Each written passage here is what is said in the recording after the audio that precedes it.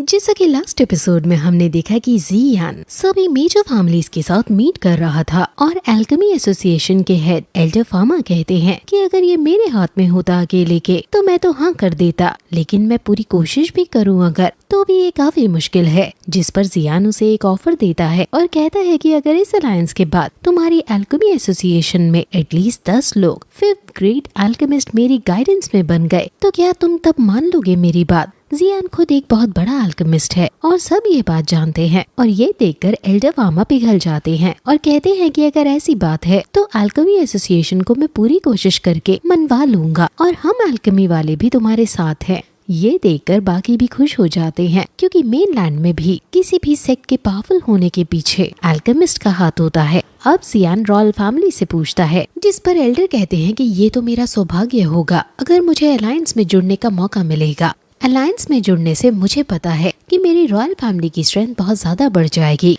जियान उन सभी का दिल से शुक्रिया करता है कि वो सब इस अलायंस में जुड़ रहे हैं। अब रॉयल फैमिली के एल्डर इस अलायंस को एक नाम देने को कहते हैं, जिस पर जियान कहता है कि इसका नाम फ्लेम अलायंस होगा और सभी को नाम काफी पसंद आता है और सभी फ्लेम अलायंस के नाम अब टोस्ट रेस करते हैं और जाम पीते हैं। अब शाम को सबकी खरीदारी करके जियान सभी एल्डर को विदा देता है। जियाओली को ये डर है कि जियान ने पावर एल्डर्स में बांटकर बहुत डिसेंट्रलाइज कर दी है और इससे पावर स्ट्रगल शुरू ना हो जाए फ्यूचर में। जिस पर जियान कहता है कि अगर वो ऐसा ना करता तो अभी ही इन्वेडर से फाइट करने की छोड़ो, इन एल्डर्स में ही सिविल वॉर हो जाती, इसलिए ऐसा करना जरूरी था। अब वहाँ जियान के दोस्त आते हैं जो अब जियान से विदा लेने आए थे क्योंकि ब्लैक हॉर्न रीजन में वो काफी समय से नहीं गए और उस रीजन में अब उनकी जरूरत है। जियान उन सभी को उनकी कंट्रीब्यूशन के लिए धन्यवाद बोलता है। ये तीनों बेशक मेन फाइट में पार्टिसिपेट ना कर पाए, लेकिन इन तीनों को बहुत कुछ सीखने को मिला और इनकी रैंक 1 स्टार से भी बढ़ गई।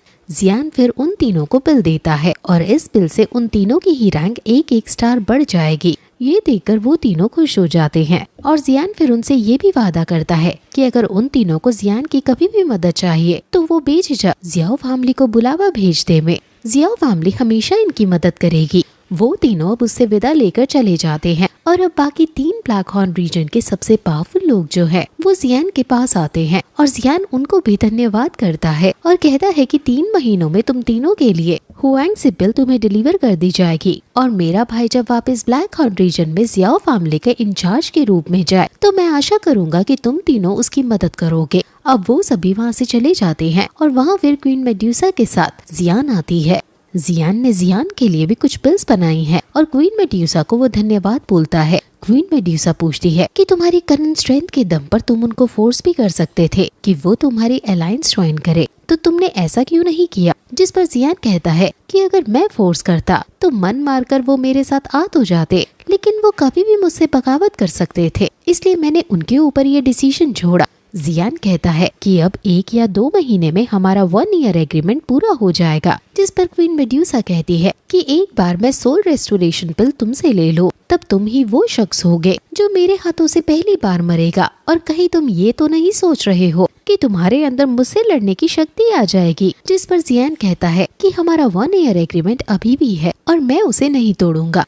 तुमने कुछ हर्ब्स को ढूंढा था, क्या मैं उन हर्ब्स को देख सकता हूँ। जिस पर क्वीन मेड्यूसा कहती है कि जियान वो सारी हर्ब्स खा गई, लेकिन जियान कहती है कि उसने सारी हर्ब्स नहीं खाए। अब वो बातें कर ही रहे थे कि तभी जियाना प्रमोट होने वाली होती है। जियान ये देखकर खुश हो जाता है और कहता है कि मैं भी प्रमोट होने वाला हूँ, लेकिन ये जगह ठीक नहीं है। हम पहाड़ों में अकेले चलते हैं और वहाँ हमें अनुकूल एनवायरनमेंट मिलेगा। अब वो वॉरक्राफ्ट माउंटेन पर जाने लगते हैं और जियान पहली बार कल्टीवेट करने के लिए इसी माउंटेन में गया था और यहाँ पर उसकी कई सारी यादें जुड़ी हैं। लेकिन वॉरक्राफ्ट माउंटेन के गेट पर वो देखता है कि वो ही लड़की जो उसे 6 साल पहले मिली थी वो वहाँ पर अपने अंकल के साथ है और उसको एक वहाँ का राजा तंग कर रहा है। वो राजा इस लड़की को एक रात के लिए अपने पास रखना चाहता है और ये लड़की अपने अंकल के साथ उन सैनिकों से बचकर भाग रही है। इसका नाम लिंगर है और ये जियान की पुरानी दोस्त है। लिंगर ब्लडी बैटल मर्सनरी की मेंबर है और इसके अंकल का नाम का गैंग है।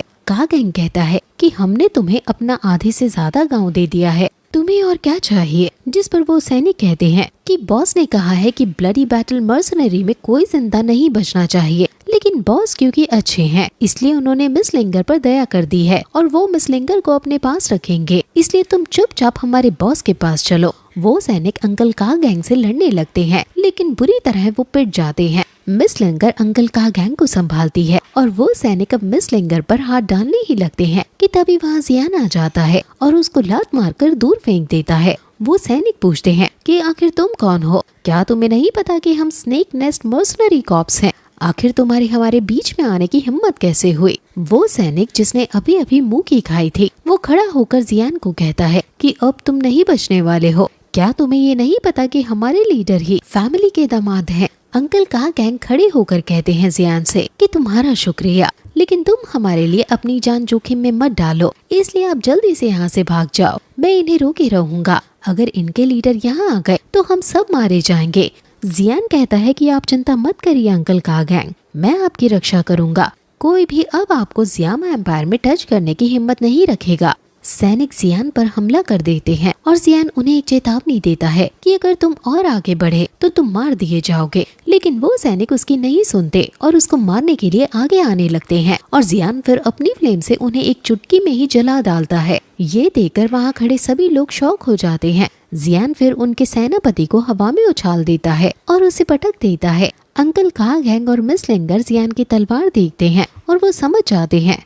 जियान भी उनको स्टाइल मारते हुए पूछता है कि क्या तुमने मुझे नहीं पहचाना? जिस पर मिस लिंगर कहती है कि तुम तो जियान हो और फिर ये एपिसोड यहीं खत्म हो जाता है।